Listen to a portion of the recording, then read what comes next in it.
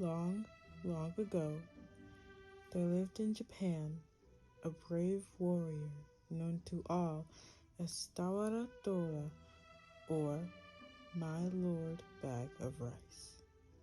His true name was Fujiwara Hidesato, and there is a very interesting story of how he came to change his name. One day, he sallied forth in search of adventures, for he had the nature of a warrior and could not bear to be idle.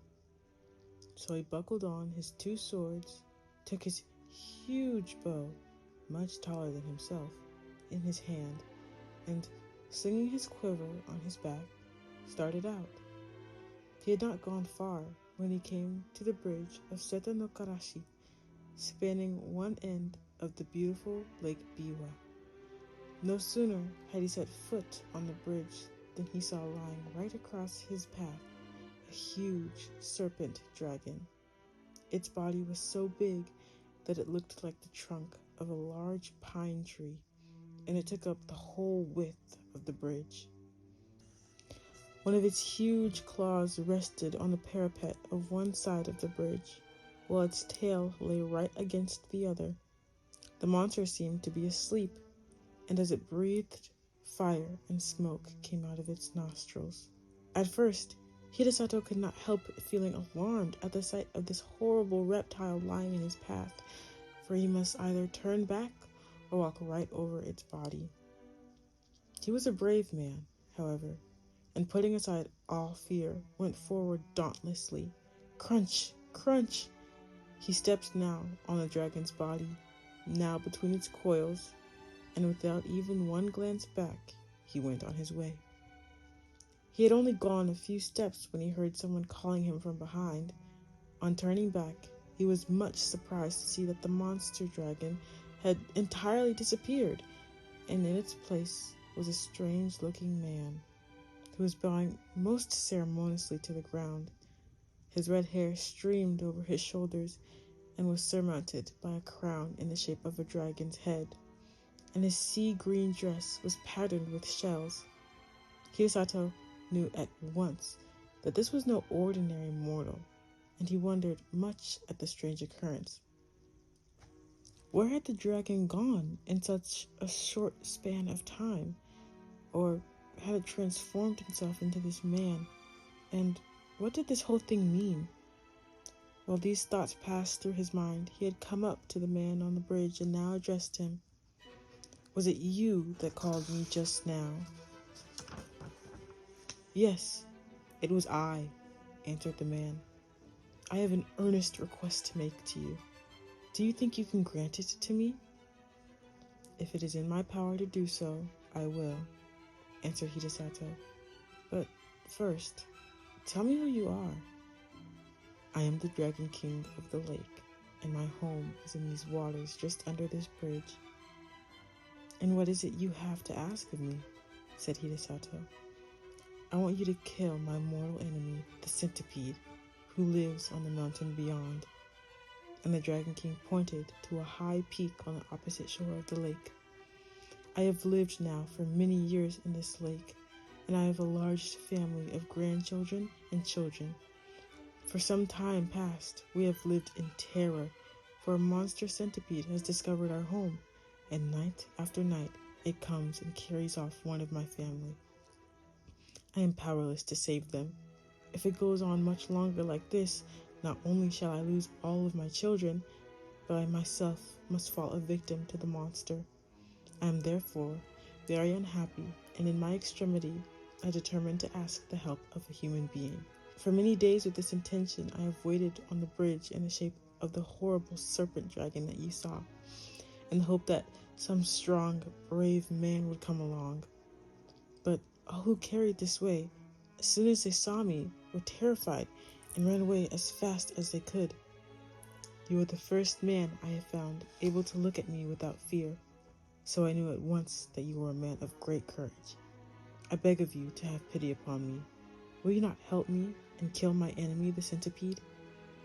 Hidesato felt very sorry for the Dragon King on hearing his story, and readily promised to do what he could to help him. The warrior asked where the centipede lived, so that he might attack the creature at once.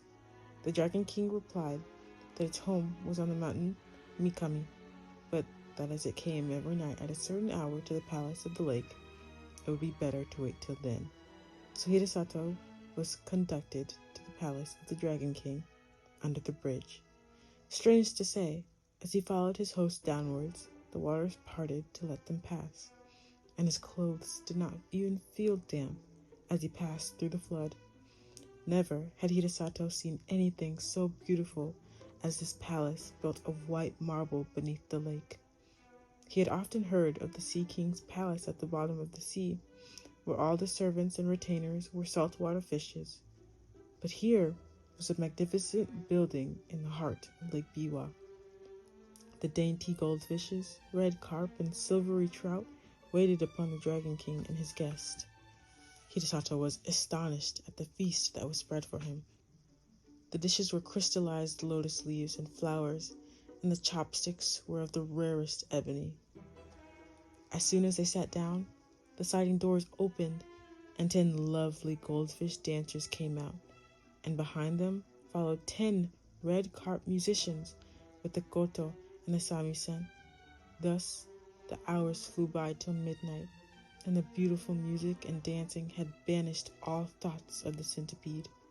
The Dragon King was about to pledge the warrior in a fresh cup of wine when the palace was suddenly shaken by tramp, tramp, as if a mighty army had begun to march not far away.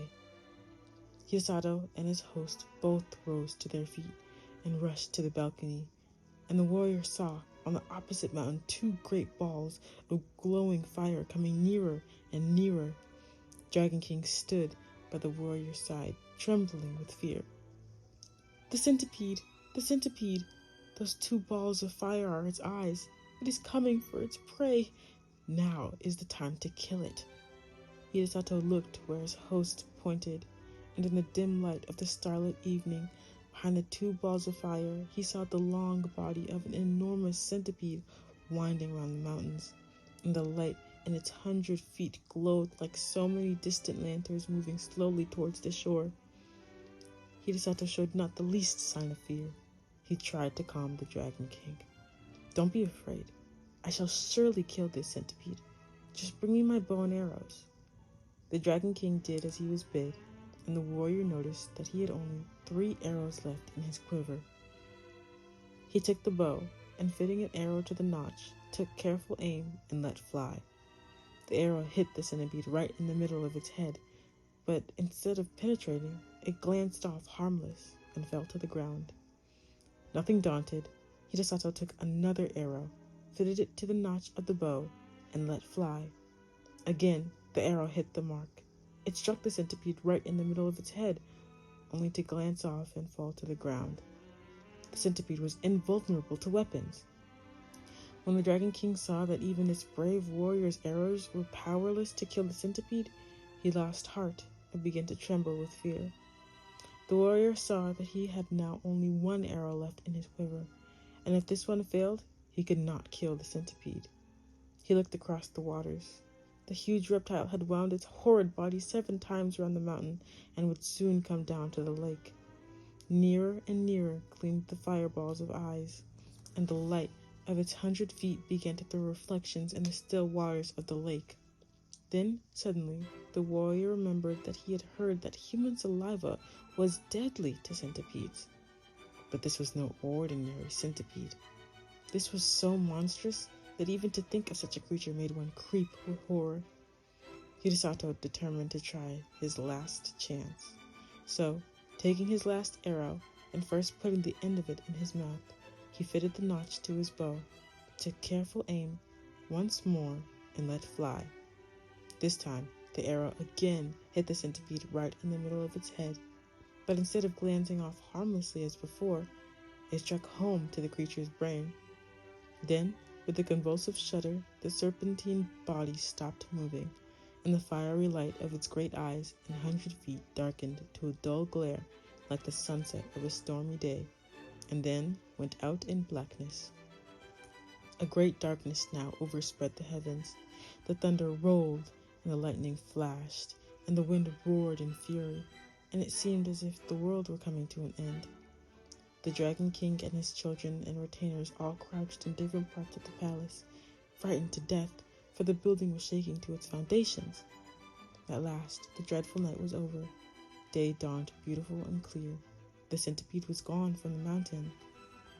Then Hidesato called to the Dragon King to come out with him on the balcony, for the centipede was dead, and he had nothing more to fear.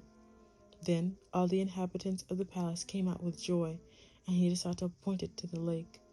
There lay the body of the dead centipede floating on the water, which was dyed red with its blood. The gratitude of the Dragon King knew no bounds. The whole family came and bowed down before the warrior, calling him their preserver and the bravest warrior in all Japan. Another feast was prepared, more sumptuous than the first. All kinds of fish, prepared in every imaginable way, raw, stewed, boiled, and roasted, served on coral trays and crystal dishes, were put before him, and the wine was the best that Hidesato had ever tasted in his life. To add to the beauty of everything, the sun shone brightly, the lake glittered like a liquid diamond, and the palace was 1,000 times more beautiful by day than by night. His host tried to persuade the warrior to stay a few days, but Hidesato insisted on going home, saying that he had now finished what he had come to do and must return. The Dragon King and his family were all very sorry to have him leave so soon, but since he would go, they begged him to accept a few small presents, so they said, in token of their gratitude for him, for delivering them forever from their horrible enemy, the centipede. As the warrior stood in the porch taking leave, a train of fish was suddenly transformed into a retinue of men, all wearing ceremonial robes and dragons' crowns on their heads to show that they were servants of the great Dragon King. The presents that they carried were as follows. First, a large bronze bell. Second, a bag of rice. Third, a roll of silk. Fourth, a cooking pot. Fifth, a bell. Hidesato did not want to accept all these presents, but as the Dragon King insisted, he could not well refuse. The Dragon King himself accompanied the warrior as far as the bridge, and then took leave of him with many bows and good wishes, leaving the procession of servants to accompany Hidesato to his house with the presents. The warrior's household and servants had been very much concerned when they found that he did not return the night before, but they finally concluded that he had been kept by the violent storm and had taken shelter somewhere. When the servants on the watch for his return caught sight of him, they called to everyone that he was approaching, and the whole household turned out to meet him, wondering much what the retinue of men, bearing presents and banners that followed him, could mean. As soon as the Dragon King's retainers had put down the presents, they vanished, and Hidesato told all that had happened to him.